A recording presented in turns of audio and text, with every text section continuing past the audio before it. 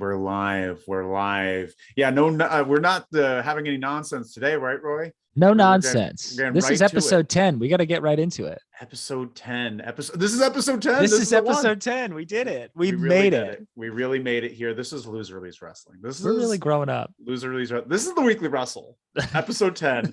Danhausen, Rumble, and news. Very good. Very good. Very exciting stuff. Thank you all so much for joining us. This is Roy's at his new home, the new the Roy Cave, and I'm in the newsroom today. In the newsroom, just doing newsroom stuff. And we're gonna start. This is the Weekly Wrestle, where we're gonna talk about all the things that happened during the week, as well as some fun things. We're gonna have some fun things. Roy, what are we starting off with today? Oh, by the way, my name is Red Jefferson. I'm here with Roy Lazowitz. How are you feeling? Good? I'm feeling good. You know, I went for a run this morning. I'm trying to be a little more healthy. You'd run? This is the first time I've done it, maybe in my adult life. I've only seen you once run, and you run like Naruto, where your arms are like back. Like, why you gotta dog me, huh? No, it's not. It's like people like to run like Naruto. People like it, huh? Yeah, they do. I remember Dave Chacroon. Do you remember that? That's interesting. Oh my god, Chica Marks is here. Number 10. I love the Prairie Dog. Chica Marks. Take a look. Taken by a good friend of mine, Mike Levine. Wow. Took a picture. Adorable. It's prairie dogs tickling each other. He took that picture? He took that picture. Yeah, he did. Wow. He's a talented guy. If you're not giving us a like for that, I don't know what you're giving us a like for. Smash the like button. Smash that like button. I'm good. We're going to start just like, I don't know if you've gotten a chance to watch Rampage, but I know that in the past, we've spent some time talking about everything that happened on the show. But today we're just going to go over what our favorite thing was from that show. Red, What was your favorite thing from Rampage? Kind of forgot what happened on Rampage. What was the show again? I would say that I'll go first. Maybe this will jog your memory. I have my favorite thing. Okay, what's your favorite thing? The ending. So the end of Rampage, because I did not like Jurassic Express versus Private Party for the reason of it being insulting to Private Party. The very beginning of the match, they do the gin and juice, which is an over finishing move. It's awesome. Very over. That's the only thing that's over with Private Party is their finishing maneuver. But they did the move and they immediately kick out of it, like immediately. And I thought that was very insulting, very insulting. We have a comment here. Can't watch live today, but everyone should watch Danhausen Ass Boys song, Comic Gold on YouTube after watching Loser-Hausen, of course. What? Have you heard about this? What's Loser-Hausen? Loser-Hausen is our video about Danhausen. Oh, sure. Perfect use for him in AEW. He could really help get lesser stars over without wrestling a match. You're right, Joe. You're right. Absolutely. 100%. But the best part of the night for me on Rampage was at the end of that match, they had the Ass Boys come out. Yeah. Now, the reason why I really like this seems like a really cool three-way tag situation where each one has a tag team person in their corner from that era. That's really interesting. Billy Gunn, you got Christian, and you got Matt Hardy. And then you could have some interesting three-way tags, interesting three-way trios matches, if you wanted. Like there's some opportunity there. And I just thought that was a cool, it's a cool way to book, if not that match being very poorly booked, hurting poor Private Party. What was your favorite part of the night? Yeah, first of all, I agree with you about that match. I just think unless Jurassic Express is in the ring with like a very experienced seasoned tag team, they just have these generic indie tag matches with a lot of high spots, and they don't get a lot of buy-in from me personally. But my favorite part, first of all, there's two. My favorite segment was the Andrade Darby interaction, because I think Andrade is perfect in everything that he does and the way that he talks and calling him a little kid and telling Darby to calm down and really pronouncing that G to make it sound like his name is Stink is really funny to me. It's pretty good. But I also enjoyed the Moxley Bowens match. And the Moxley Bowens match was very good. Yeah, Max Caster is going to get a lot of the play in that tag team. You always look for that breakout star out of every tag team, and it could be Caster because of the rapping, and he's a good character. But Bowens is a good wrestler. Bowens, I think, is the star of the team wrestling wise. I prefer watching a Bowens match than a Caster match. By the way, how do I look visually? How do I look visually? You look great. Do I? We look great today. We look like it's episode 10 and we're doing something significant. Wow. We're really doing it this time. Also, before we jump too deeply into it, should we talk about calling the hotline? Oh, that's actually a good point. By the way, if you'll see down there, is that Tam that added those graphics at the bottom? That's the banner that I made. Tam got the banner added. Tam, you did such a great job, and with so little time to spare, excellent job. You can follow us at Loosely's Pod on Twitter, but Loosely's Wrestling on Instagram and YouTube. I was wondering if you'd catch that. But call the hotline. We actually have some pretty hot stuff on there. Definitely call the hotline. It's right above the smash button. Smash it and call the hotline. Let us know what you're thinking and leave us a message on there. But listen to that hot gossip. There's some hot gossip on the hotline. We talked to an insider and we got some real information. We actually got some real information. We can't say it here because it's a little spicy. Yeah. Chica Marks writes, I love Jade and John Silver muscle off. I like that. Was that this past week or was that a couple weeks ago? That's a good question. That was with Anna Jay, I believe. Yeah, I think that might have been 2 weeks ago. Interesting. Yeah. But excellent job. Excellent work. Oh, manual focus. Is that it? Oh, now I'm blurry. Okay, now I'm back in. Okay, now I'm You're not back in. That was like it was like you were teleporting. Ooh. You should do that when you leave the newsroom. Very good. Actually, that's a fun effect to keep in mind for later. We might have some fun with that. What's next on the docket? We talked Rampage. That was Rampage, and now it's just time to get right into it. It's Royal Rumble week, so it's time to talk about the news that we cannot lose. Wow, the news that we cannot lose. Excellent stuff. Hey, you're very quiet all of a sudden. Me?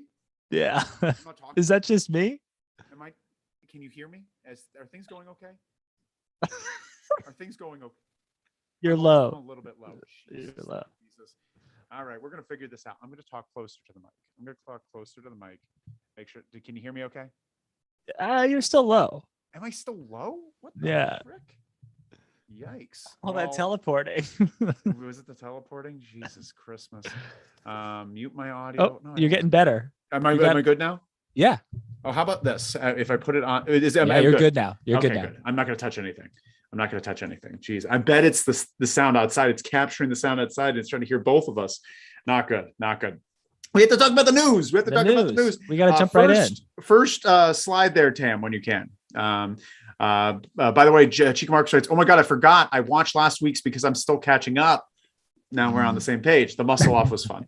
But the first news, the biggest news of the week right now, Danhausen is all elite. Wow. Danhausen is all elite. And here's a picture of him. Cursed. It's very sweet. It's a lot of fun. I had a lot of fun with that. But Danhausen is all elite. We're very excited for it here at Loosely's Wrestling, our most popular video. If you're watching because of that, thank you. Thank you so much. Please don't leave. Don't leave. Give us a chance. Give us a goddamn chance. But what do you see this going? What do you see happening? You see him going with Adam Cole as his first feud? That's a really good question. I don't know if he needs a feud. I like this idea of him floating in and out, getting other people over because he is over. A talk show segment. I think he could do any number of things. I would be disappointed if they just immediately went to like a conventional like wrestling feud one-on-one with him. They can do so much more with him, and I expect them to do more with him than just like him versus Adam Cole or whatever. Yeah. Don't do to him what you did to Orange Cassidy. Orange Cassidy became overexposed, and kind of like that Jericho feud really watered him down because he was a meta character.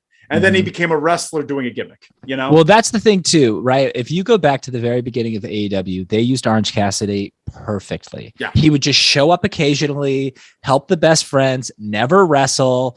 Like mid-match, he would appear from under the ring and like save them and do different things. And it was excellent. And then finally, when he was going to have his first match against Pac, that was 6 months maybe after his debut. So the crowd went absolutely apeshit for the first time he ever wrestled. That's what you need to do with Danhausen. Yeah. And also but keep it light. Don't make him into big feuds, no long-standing feuds, because we don't want to also, I don't want him in a feud where he has to sell a lot. Yeah. I don't want to see Danhausen sell. I just want to see him being his kooky self. He should be like the king of the lower mid card. Yeah. That's what would be great. He's like the guru for all of these people who can't get wins. God, if they put him in the TNT champion world, I would hate it. I would hate it. It's not there. But moving on, that we had fun talking about that. But next slide there, Tam, because we're talking about the WWE, and WWE has gone Disney. WWE has gone Disney. They've officially signed on with Disney. And just for a specific world, the Disney will carry the WWE network in Indonesia. Indonesia, which is very exciting. And that's why they're partnering with them specifically for this venture. Do you see the graphic there? What is that? That's a WW 2K series creator wrestlers.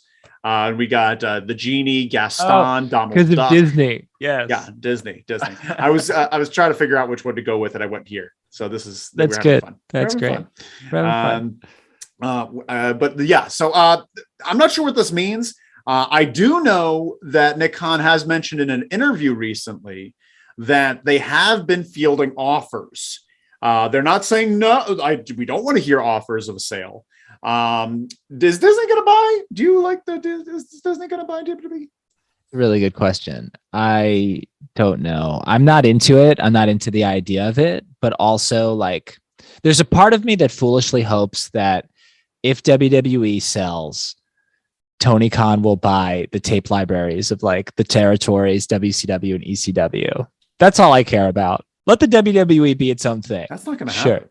But give me all the other stuff. That's not going to happen. But if Disney doesn't care about any of that stuff. It's content. They just care about content and licensing. And that's all that is. I just don't see. Well, also, I wonder, does NBC Universal own all of that content now because it's on Peacock? No. Okay. Still WWE. They're just kind of licensing. It's a licensing deal. Yeah. So that's what WWE is good for right now. I don't know. I'm excited for it. I'm excited for what? I'm not excited. Why did I say that? I didn't say that. I don't know. I was wondering. I hate it. But also whatever. It's WWE. Yeah. But we got more WWE news. Next slide there, Tam. While they're working on that, good old HBK is working in NXT, and they're liking the job that he's doing. They're saying that HBK is the star of they're what they want in a leader in NXT, because they credit him a lot with creating new stars like LA Knight and Braun Breaker, and they think he's a real.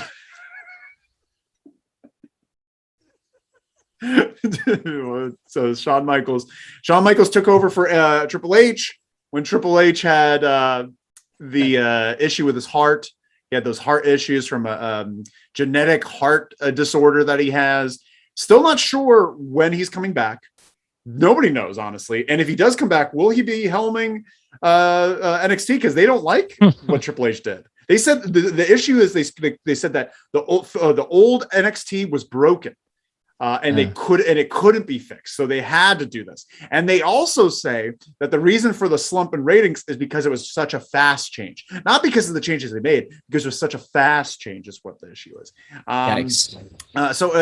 Do you feel that HBK is doing a good job? Do you think he's doing I think he's doing the best job he can with what he has. I mean, look, I think Braun Breaker's pretty good, but like, a majority of the talent. Grayson Waller. They love Grayson Waller. Yeah. Of course they do, because he's obnoxious. The most unflattering wrestling gear in the baggiest boxing shorts I've ever seen. Mm-hmm. Not great. He's doing the best he can with what he's got. I don't think he's riding the show. That's my issue. He's heavy and no, the NXT team is right. The promos, I mean, specifically. Sean isn't like, hey, all right, we're going to do a promo with this new tag team, and they're going to talk about how hot all the women are and how they want to date all the women. Like, he's not doing that. No, he's not. He's coaching, he's getting everybody up to speed. Yeah. I think he's doing a fine job. It's a bad product, but it's not necessarily his fault. Yeah. Well, they're keeping him there. He's doing that. But in the next slide, though, Triple H, as I mentioned, I should have mentioned Triple H until I had this picture up. Triple H, no word on when he's going to be coming back. And that's sad. That's sad because I actually like Triple H at the helm there. And honestly, I think they lost confidence in his ability to go against AEW. I think that really hurt him. And now Yeah, I'm not sure where he goes after this. Where do you see Triple H going? Do you see him being the COO still? Do you see him running NXT? Is he going to be demoted? I think if you're him, do you retire? Do you just say like, well, I'm just going to cash in my chips because, I mean, maybe he'll work with Sean. I mean, Sean's his best friend. Maybe they'll work together in NXT and he'll do his best there. I don't think it's his say. If it was his say, all of his friends wouldn't have been fired. Yeah, that's a good point. That's a really good point. Yeah, I don't know. I think he starts his own promotion still. I know that's foolish. Ridiculous. Wow, you're just like, this is nonsense talk. We're let's just fly to the moon and have a match there. You're just fucking tearing me apart today. Episode 10 is the demise of our relationship. No punches. Make sure to smash the like button. I just think I don't know. It was always doomed to fail. NXT was always doomed to fail. There's what it was. In the eyes of the WWE, NXT was always doomed to fail. It was trying to fit, a square peg in a round hole. Yeah. Everything that he was doing with NXT was not at all what Vince McMahon would ever want, ever. Yeah, they definitely weren't trying to help. They definitely weren't giving things to that. Like they took everything they got. They earned everything up until a point. Chica Marks writes, "These photos are killing me." Bless you. Bless you, Chica Marks. Moving on. Next slide there, Tam. Ronda Rousey. Ronda Rousey is set to return probably tonight at the Rumble. By the way, these news will not spoil anything. I did not look at any Rumble spoilers because I do want to be surprised, because the only time I care about WWE is this thing. There's Ronda Rousey again, smashed up real good. So are you excited about this? I like Ronda Rousey. I think she did a good job at her time there. Sure. Yeah, she's okay. She's an exciting performer. Yeah, she is. I just think it's another person who like can't lose. So you just kind of like, the booking around her probably won't be very exciting. I think we're past that. Okay. You don't think so? We'll see. We'll find out.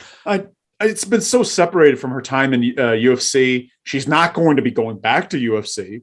Right. So it's just like, it's not like she needs to protect anything. I think she's probably more WWE than anything. And honestly, does she still have the same clout that she had, 3-4 years ago when she first came back? It's going to be pretty exciting to see her back. Sure, it's going to be exciting, but is she going to be bringing new people? I think she'll be bringing some of I don't know. I don't know about that. I think she'll bring a small crowd back with her in the beginning, and then it'll probably trail off as time goes on. We'll see. That's about next slide there, Tam. While she's coming in, some people are leaving. We got the Brian Kendrick has requested his release. Brian Kendrick was a coach for NXT the past couple of years after his stint in 205, where he won the Cruiserweight Championship or the 205 Live Championship. I don't know what they call it. Cruiserweight title. Yeah, Cruiserweight title. And now, where is he going to go from here? Where does he want to go from here? Does he want to get back into wrestling? We don't know. Is there a spot in AEW for him? As a coach? Not as a performer. Maybe occasionally. It's just too clogged up, right? Yeah, there's so much going on. I think he's great. I think he'll probably wrestle some indies. I wouldn't be surprised if you see him for a short run in Impact. Yeah. Short run, I mean, when Ring of Honor's coming back, those aren't, those are one-off dates. I would see him working some of those indie dates as well. He's getting older too. He's a good friend of Bryan Danielson too. So yeah, trained together. They trained together. So we'll see where that goes. And I'm just excited for him. I wanted to get away from there. He was supposed to have a match against Holland a few weeks ago on NXT. Did you see this? I didn't see this. He got beaten up and like he's an agent or a coach and he was out there, and on the announce team, they're just like, "Oh, Brian Kendrick, he's in the back." And this guy beat him up and he was supposed to have a match and they just nixed it. They just nixed it. Nobody talked about it. And I think that's part of the reason why they were so disappointed. Redley697, he's going to make an impact on Impact. Very good. Very hot take. Very spicy take. Thank you so much, Redley697. Doesn't watch wrestling a day in his life. No, he did. Moving on. We got to get out of here because there's other WWE comings and goings. Next slide, Tam. Somebody that recently was released and is still under a non-compete, Jeff Hardy. Apparently, there have been calls to ask him to come back. There have been calls to ask him to come back, and they even dangled the old 2022 Hall of Fame in his head. Did you hear about this? Did you read about this? Yeah, I think that's like the absolute wrong person to like dangle the Hall of Fame. He doesn't give a shit. Yeah, he doesn't give a shit. One of who sent me this? Joseph Redlitz sent me this in a text, Really? saying, "Oh, you should put this on the news segment." Thank you, Joseph. Nice. But yes, he's going to be going to AEW.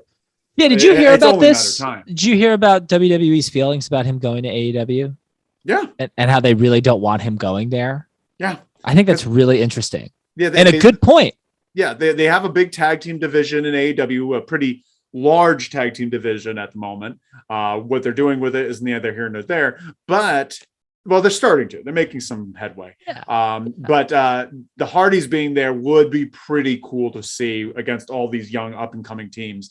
Yeah, I mean the Hardys versus FTR would be fantastic. Hardys versus FTR. Honestly, the Hardys, Young Bucks again. Yeah, Private Party. God, I just want the Jurassic Express to break up. Honestly, I like Jurassic Express with Marco Stunt around.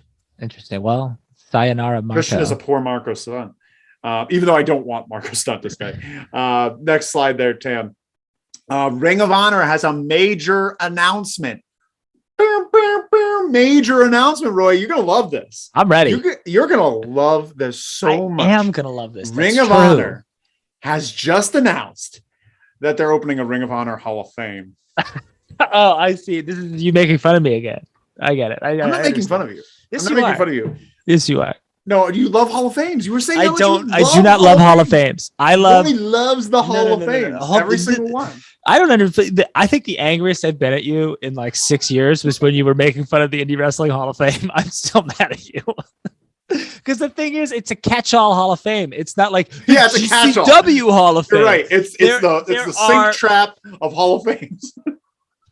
There are wrestlers, promoters, and personalities who have done a lot for the wrestling business that will never get recognized unless there is something like an Indie Wrestling Hall of Fame. And if you took the time, Red, to watch the induction ceremony of the Indie Wrestling Hall of Fame, you would see that it is a very special thing and it really means a lot to a lot of people.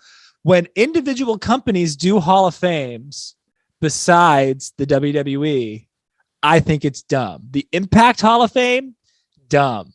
Ring of Honor Hall of Fame, dumb. However, we should find a way to honor certain people who have done a lot for these promotions. I don't know what that is.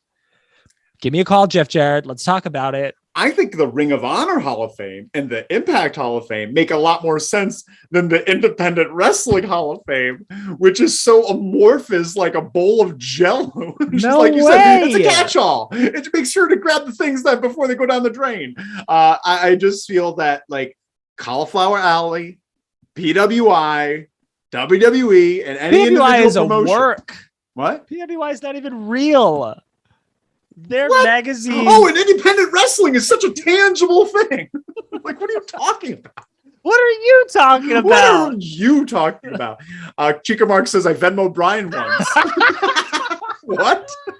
Oh my God! Tam put the hotline in right under loser. Thank you so much. Incredible. Bless you, Tam. Tam is doing such a good job. Make sure to call the hotline. We've got some really spicy stuff. There's some there's going to be another spicy topic about us arguing about the Indie Wrestling Hall of Fame on that hotline next week. Maybe next week. We'll find out, but definitely check out the hotline. Give it a call. It's a toll-free number, I think. I don't know. I honestly don't know. I don't know. It's a Jersey number. You call at your risk. No, I don't think there's any toll. No, there's no toll. The long distance is gone, right? Yeah. There's no such thing.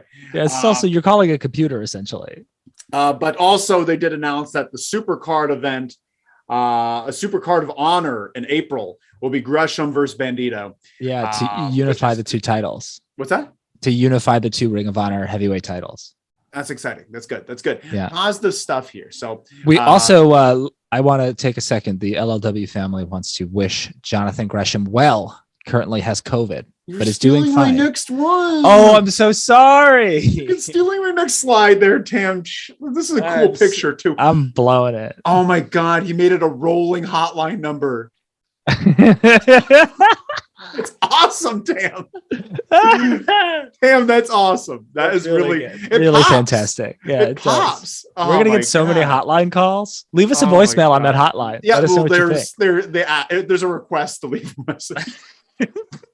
That next slide. So it's Jonathan Gresham here. I really love this picture. Jonathan Gresham. He has COVID, and now he has to get out of the PWG Battle of Los Angeles event where he was going to be facing I don't know, Davey Richards, not related to Stevie, but it's unfortunate. It's unfortunate because he also had to miss GCW The World at Hammerstein Ballroom where he's going to face Blake Christian. But you got to take care of yourself. You got to take care of yourself, don't you? Yeah. And Davey Richards is also going to be missing Bola as well. So there's going to be 2 new people in that. It's Blake Christian and another guy are going to be in probably there. Like Wheeler Yuta or something. Yeah, like it actually is Wheeler Yuta. Yeah, it is. Oh, weird. I knew that too. I was trying to be a jerk. Wait, did you know that? Yeah, I did know that. Oh, dang. So I was making a joke that it's someone that we won't care about. Sound off what you think. Chica Mark says, I wanted to call just to try and make peace. Haha. You should call. Please call. Leave a message, Chica Marks. There's actually a really hot tip there. Just call. Yeah, there is. It's a really hot tip. It's a toll-free number. It's a toll-free. I'm just going to start saying it's toll-free. It is toll-free. I'm not charging anyone this. It's not. There's no money. There's no money exchange. It's a free hotline. It's a free hotline. So just call, please. All right. Moving on. Also, GCW, the World pay-per-view was the best selling GCW pay-per-view on Fight. So that's some big news. Big news. Yeah. And so good for them, right? Yeah. You're angry at me for this Hall of Fame talk. You're being mean to me today. I being mean? You're being mean. It's okay. It's I'm all right. sorry. You're snippy. You've had a headache. I understand. I've had allergies. Yeah. I did you see there was a tweet by Brett Lauderdale, who's the owner of GCW, where he's like really psyched that this was like our financially most successful pay-per-view. And then he basically said afterwards, I understand it wasn't very good. We're going to get better. Oh, he said that? Pretty much. God he was like, said it because I'm disappointed in the product and, we're going to get better, etc. So that was a rough night. That was a rough night for anyone that cared. It was just a bad ECW, but it was like a bad ECW 2001 impression, not like a bad ECW in its prime impression. Sure. No, I get that. Oh, I was hoping to see if we better get some hotline calls. Come on, everyone. Let's get some hotline calls in here. Hey, sound off in the comments what you thought of that GCW show.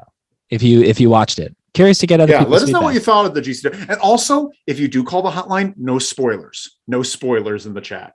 Don't say them. You have to call to get this pretty saucy piece of information. We could get sued if you put it in the chat. So we could get sued. Yeah, it's pretty hot stuff. It's hot stuff. Call the hotline. It's free. Next up, next slide there, Tam. Tam's doing such a good job. I can't believe it. It really is. Kenny Omega. He's been out with injuries, trying to heal up, trying to feel a little better. And he's potentially going to be coming back in March. And with all the new people that are in here right now, where do you see Kenny Omega going? Does he go straight for the title? Is he going straight for Hangman Page, or is he going right into Elite stuff? Yeah, I think he slots right into Elite stuff. I think there's a blood and guts match in the future with Undisputed Era under a new name and the Elite. I think also, like, from a Kenny perspective, if I'm him, I also want to slot into like a multi-man thing just to get myself to ease my way back in and not immediately kill myself. And it makes sense because it's 3-on-3 at that point. Yeah, exactly. And it's like 3, no pun intended. It's 3 like elite people. They all deserve to be there. It's not like 5 and Brandon Cutler, Yeah. Oh God, if they try to weasel Brandon Cutler in here. I just read something, just quick Brandon Cutler news. Brandon Cutler was talking about how he's just like, when they first had the ranking system, he's just like, yeah, before I realized they didn't matter, like we were scared. I was just like, I have 6 losses. He had a losing streak on Dark. Danielle Foreman. I was there at GCW and the energy was amazing. And that to me helped make the show so much better. And 100%. It just like any music show you go to or any concert, it kind of like, it's never as good as being there live. And I'm sure the energy in there was awesome. Yeah. Awesome. Thank you so much, Daniel Foreman. I went to a Monday Night Raw once and I happened to get a free ticket, and I sat very close to the ring. And I was like, this is the greatest Raw in the history of the world. This is incredible. I can't wait to go home and watch this Raw. It's going to be amazing. And then I went home and I watched it, and I was like, this Raw was very not good. But actually, I think maybe like a year or two, maybe it was like 2 or 3 years after you went, I went to a Raw. You went in 2016, right? Yeah. 2016. 16. And I went 2019. I went to you go to the Staples Center? Yeah, went to the Staples Center. Sick. And I'll tell you, one of the worst shows I've ever been to. because the thing is, like, I was right next to the entrance. So like Cedric Alexander was right near me and all that stuff. But the thing is, they don't gear it towards the audience. They don't gear the show towards the audience at all. So there was these long breaks. And this was during the era when they were stopping the matches during commercials. So it was just so crazy. We have a comment here. All the monies. Where do Briscoes go from here? They are amazing. That's a great question. Great question. They need, honestly, like, that was a disappointing match. That was just a very disappointing match. It was bad. It should have been someone else. It should have been FTR.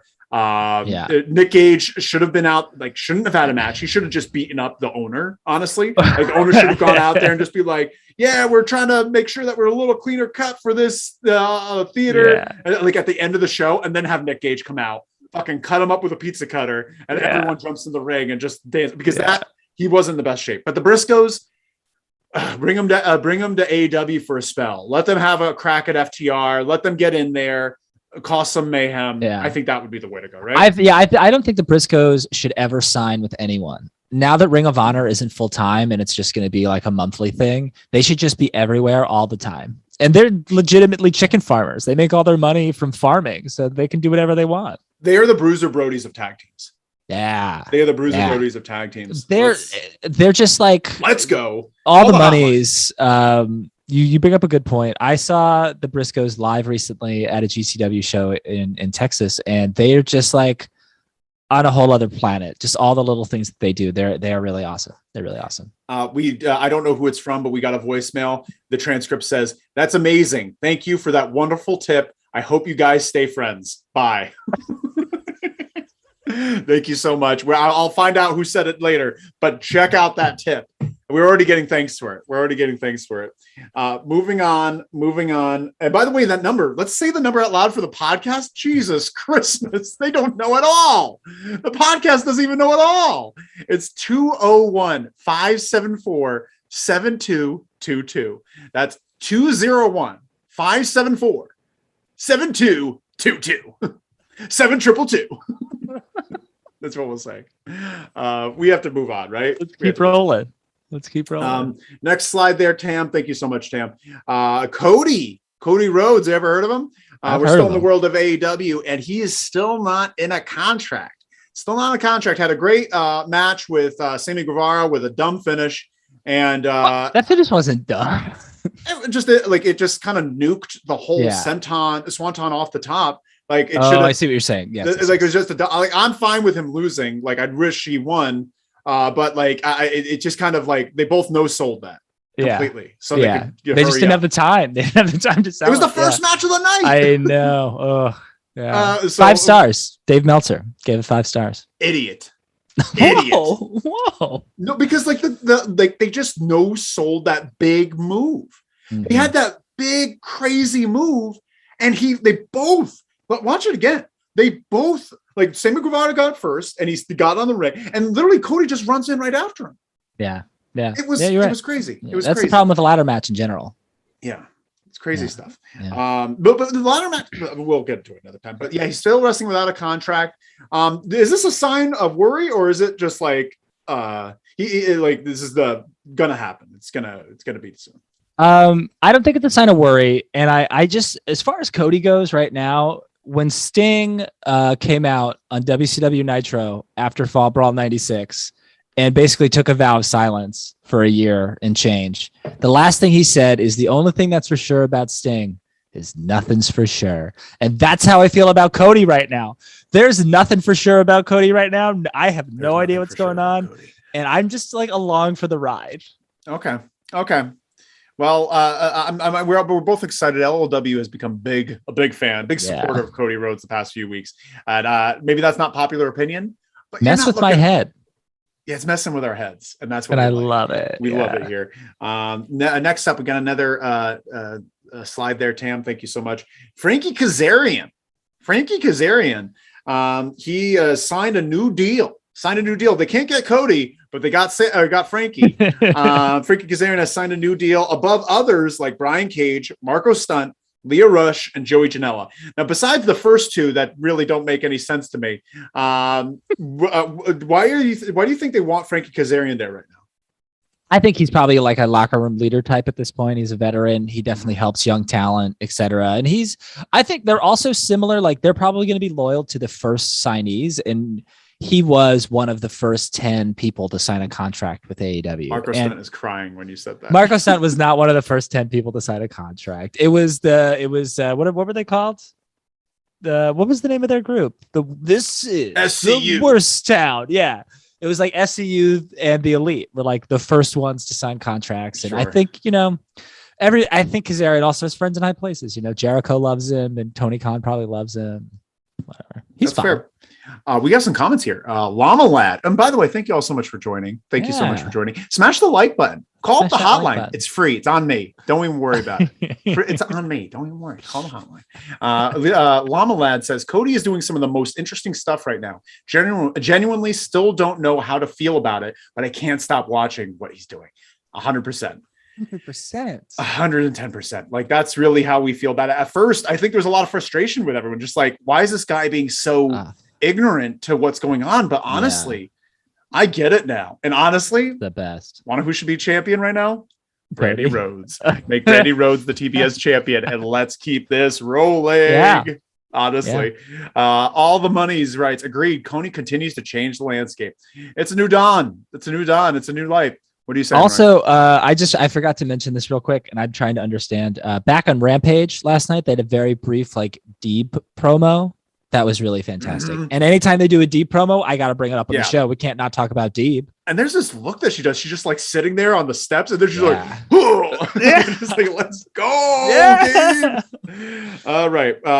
But let's move on. And we got our last story of the night. And this is barely even a story, just something that CM Punk said on Twitter. Two things that CM Punk said on Twitter. Next slide there, Tam. It should be the last one. CM Punk, not sure how much longer he has in the ring. Sure. He's not, because honestly, he probably would. He signed a 3-4 year deal with AEW.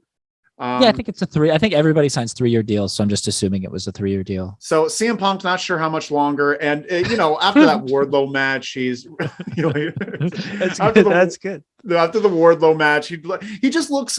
It's hard. He hasn't wrestled in 7 years, and that in itself takes a big toll on the body. Yeah. Honestly, he's probably, if he stayed the entire 7 years wrestling, he'd probably be in much better shape than he is right now.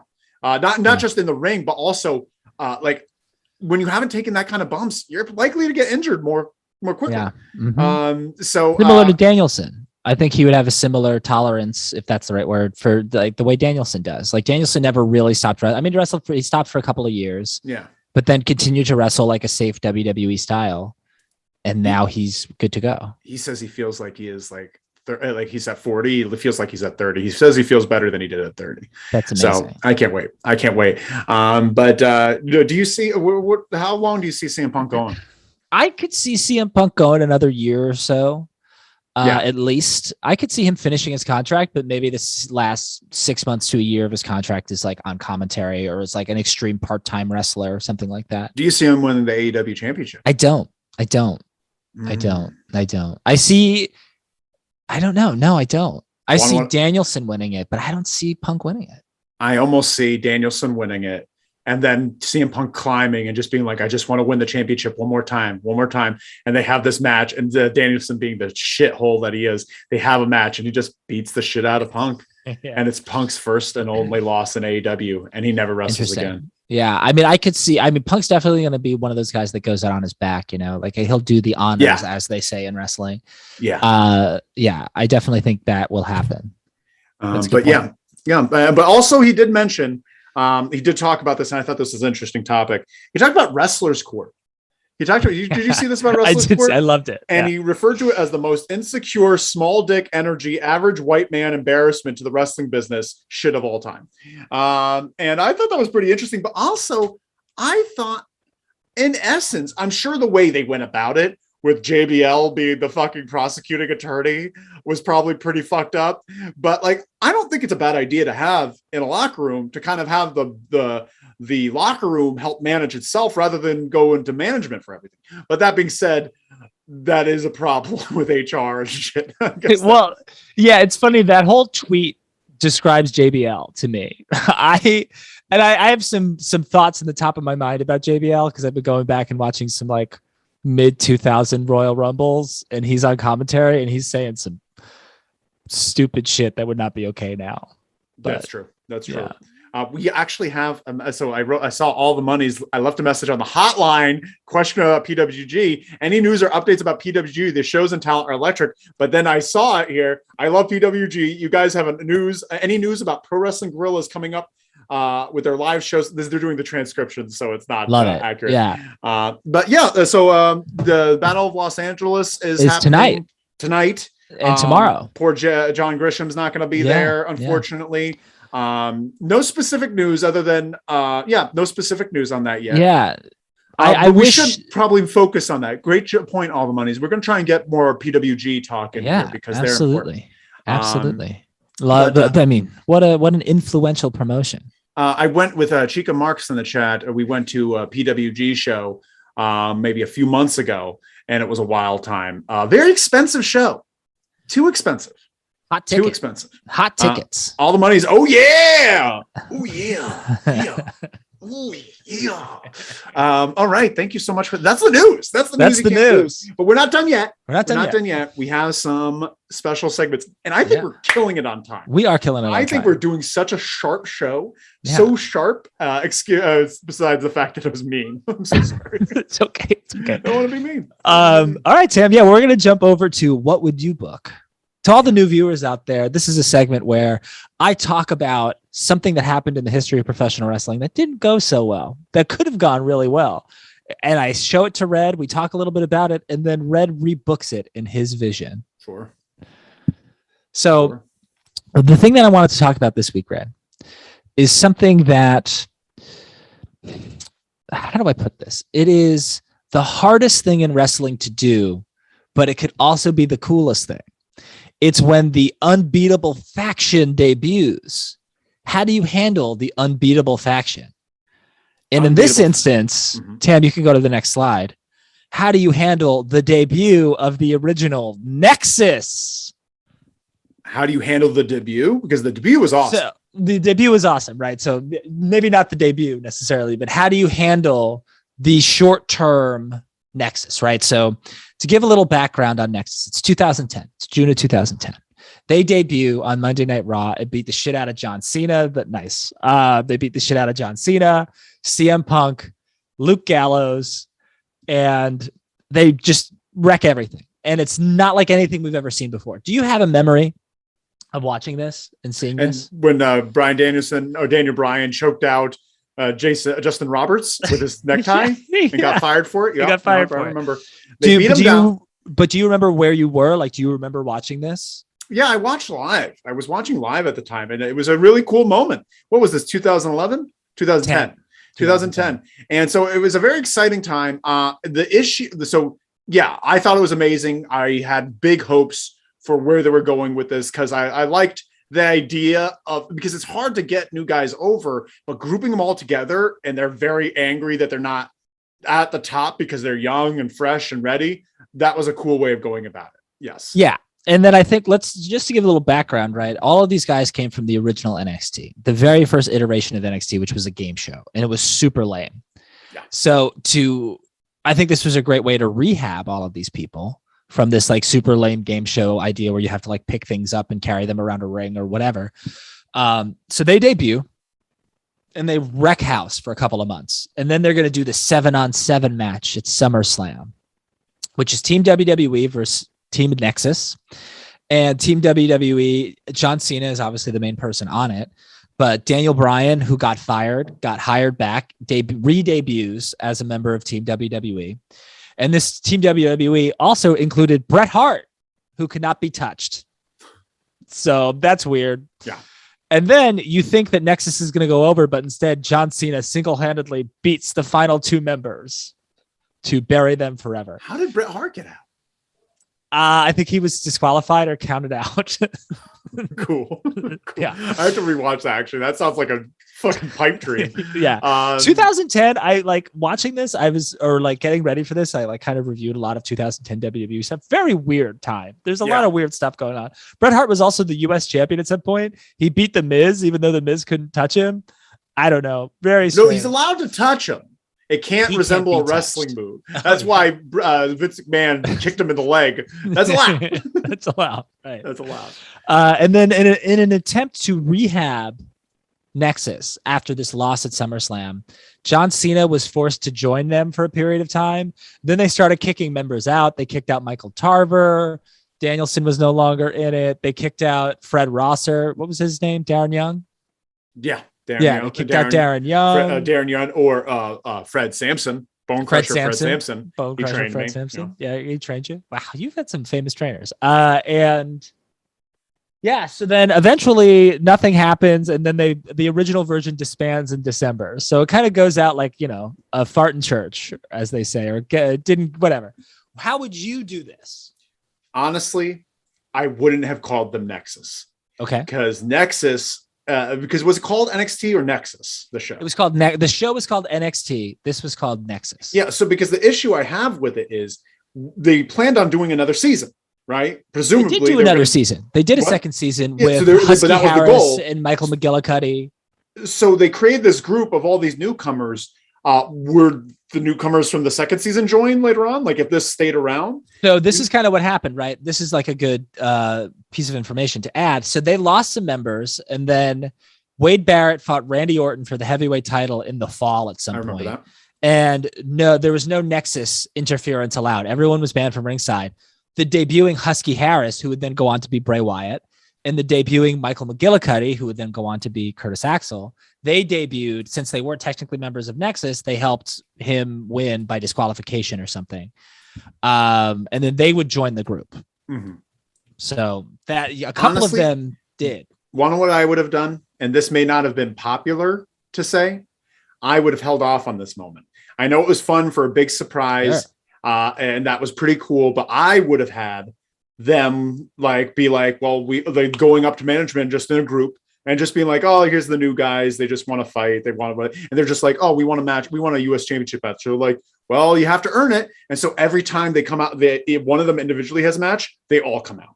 They all come out, and it's this intimidation factor, and they just rack up wins. They just keep racking up wins. And now they're the US champ or the Intercontinental champ. And then all of a sudden they're just like, we want the championship. We want to fight for the championship. Well, you got to earn it. You got to match with blah, blah, blah tonight. They go have their match with blah, blah, blah that night, and they beat blah, blah, blah. Then they go in the back. There's this championship match, Randy Orton, John Cena versus someone in the main event. And they already had a match earlier, so you don't expect them to come out. Then you have this match. Oh, interesting. Then you have this thing. And then they have a match with John Cena. They have a match and they win the championship. Wade Barrett wins the championship, and they're just always in his corner. And you keep this going. I think it should be 3 or 4 months before you get to this moment. And then when they get to this moment, have them hold it for 6 to 7 months. Have them hold it for 6 to 7 months. And every time they come out, they're in for regular matches, all of them out there. They're not even actually fighting or cheating. They're just an intimidation factor. Like there's just so many people all around the ring. It's like having a lumberjack match every night. Yeah. Yeah. Right on. That's great. And do you feel Wade Barrett was the star of this? They positioned Wade Barrett to be the leader and the star. Do you think that was correct? Should it have been Wade Barrett? At the time, yeah. Yeah. Okay. We didn't know Daniel Bryan could talk yet. Like I knew they knew he could talk, but not on that level or be someone that could lead a group. He would have been perfect, honestly, just because I think the smaller guy with a bunch of bigger guys around him would have been better. But I think Wade Barrett was perfect for that situation. Sure. Do you feel like they should have done more with Wade Barrett in the long term? Yeah. Oh yeah. He's money. He's great in the mic. He's funny. He's handsome. He's got an accent. He wrestles well. I think the Bad News Barrett thing was amazing. Yeah. Bad News Barrett was just And that could have gone anywhere. They could have carried over into his announcing career. He could still be Bad News Barrett. Lamalad says Justin Gabriel could have been such a strong mid-carder. Yeah. 100%. Yeah. 100%. There's just so much they could have done with this group. But they didn't. But that's okay. That's okay. That's okay. They had to do the thing. Did you ever, when he first debuted or re-debuted, were you ever a Ryback fan? No. I appreciated his moxie. I appreciated like the fact that he really wanted it. He seemed like he really wanted to be successful. He tried, but I was never a Ryback fan. I never enjoy that Wardlow Goldberg, like kind of like big unstoppable powerhouse that does a couple moves, then closes it. Yeah. All right. Right on. All right. Yeah. That was What Would You Book? That was what we did. Excellent job, Roy. Excellent job. Thank you. Great comments. Thank you so much, Congan. So check out the hotline. Check out the hotline. Check out that. And now the last segment of the day is going to be, what are you watching? But I figured a good catch, since it's Royal Rumble today. Mm-hmm. I thought we would say, what are you watching from a Royal Rumble edition? It's the Royal Rumble edition of What Are You Watching? What are some fond memories? What are your favorite Rumbles? What are your favorite matches from the Rumble that aren't just the Rumble match? Sure. Best Rumble match in history for me is Cactus Jack versus Triple H at Royal Rumble 2000 in a street fight. That's one of my favorite matches of all time. It's one of my favorite matches of all time. Yeah. Best Rumble moments, the Rumble itself. Best Rumble, I think, in my brain, man, it's hard. Honestly, it's the Brock Lesnar winning one. Brock Lesnar dominating one. Brock Lesnar starts the match at number 1. That 2 years ago? 2 or 3 years ago. Yeah. I forget what. Is that the one that Drew McIntyre ends up winning? I think so. Yeah. I think, or maybe not winning. Maybe not win. I don't think he won that one. Did he?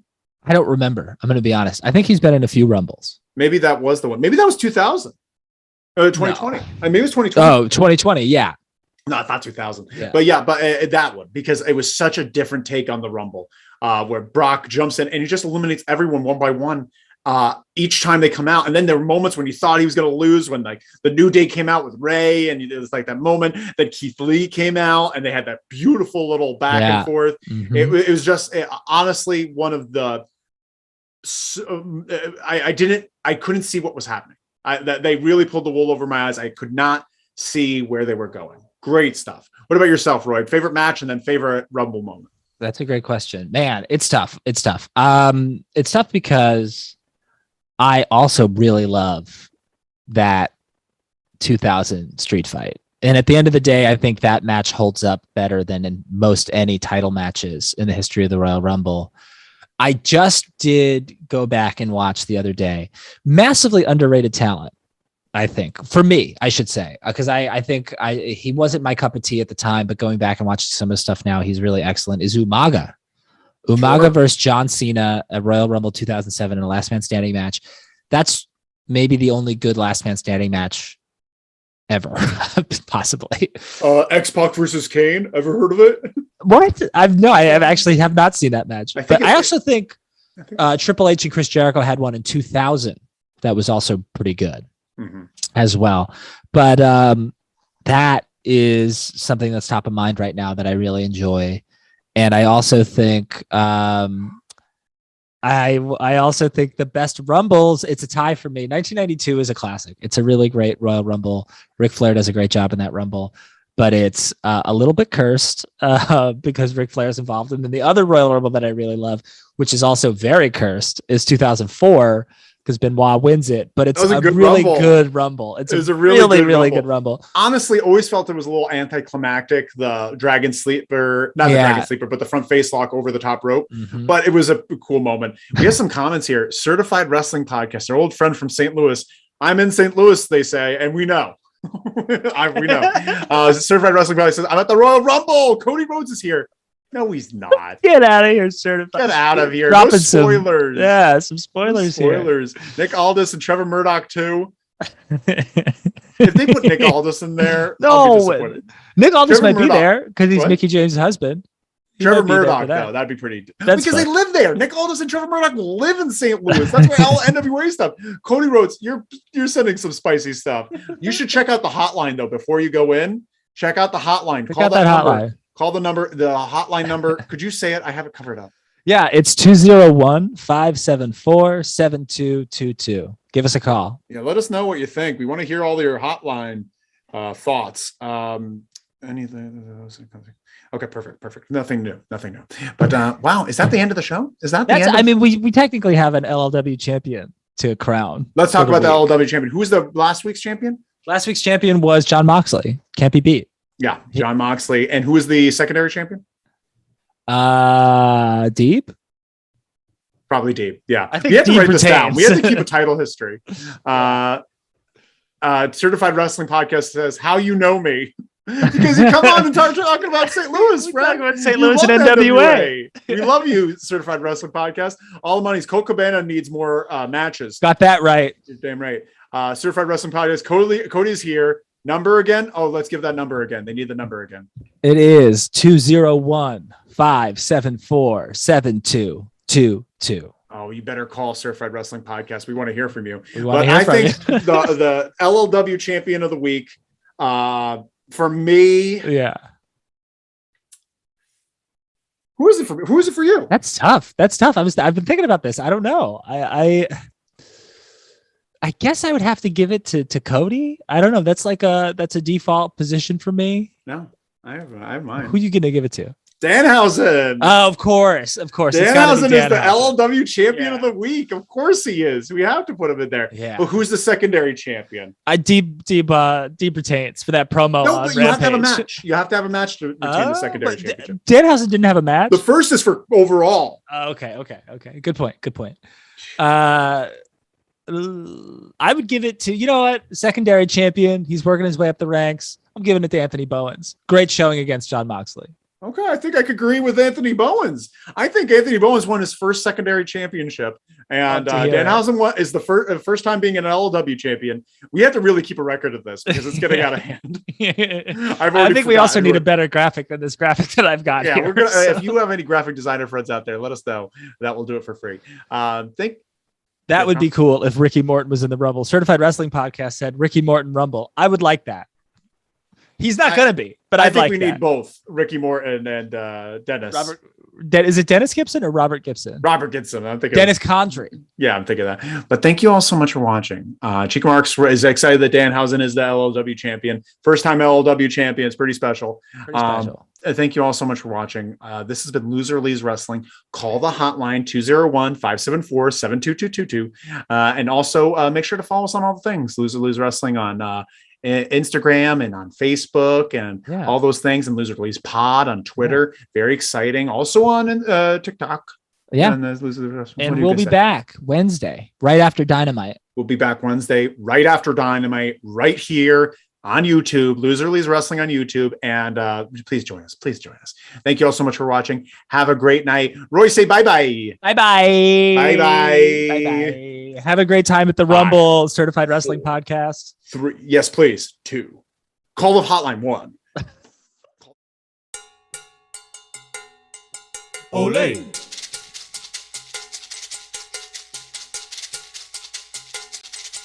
Ole.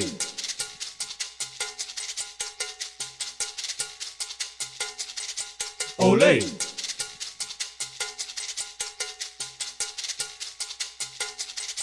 Ole.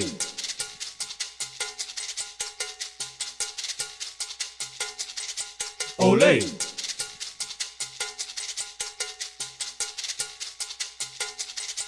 Ole.